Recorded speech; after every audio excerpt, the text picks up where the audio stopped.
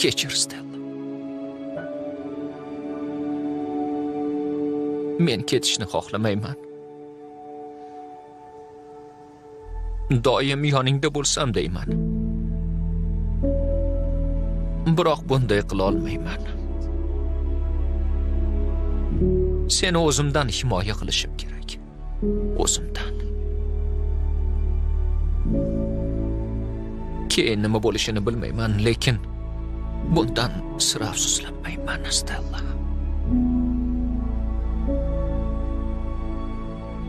Ko'zlaringni yumasam, agar qarab tursang, qanday ketishimni ko'rishingni istamayman.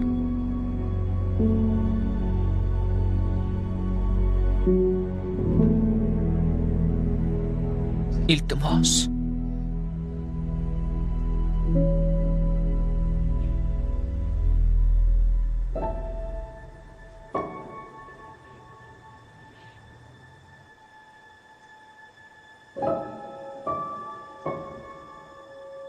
Seni juda yaxshi ko'raman.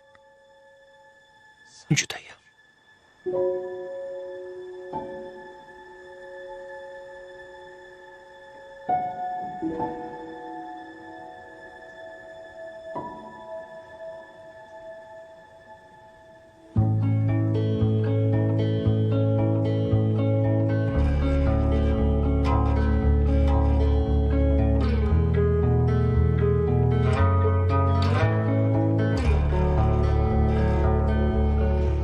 Senga buni qoldirdim.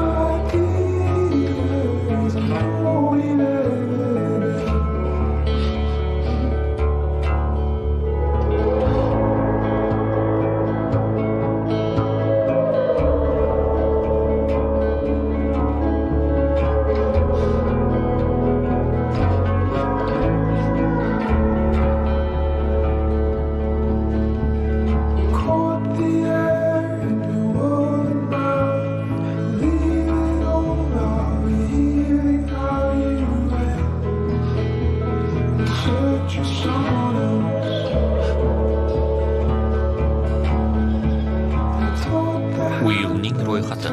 Birinchisi Stellani abadiy sevish. Mehribon muloqotning birinchi shakli. Yumshoq qo'llar taftida o'zgacha xotirjamlik va tasallini his etamiz.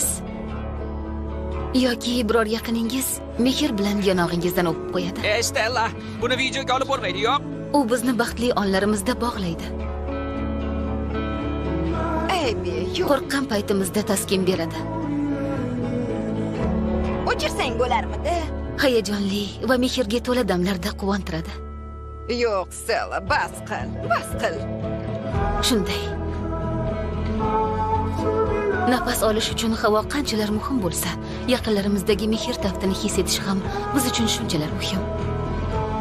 Biroq men qo'l bilan teginish, ayniqsa uning qo'l tafti muhimligini tushunmasdim. Toki undan judo bo'lmagunimcha.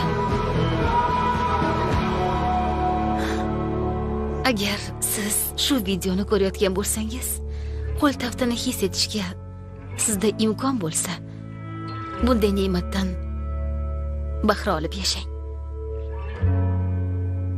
Hayot juda qisqa, uni qadriga yeting.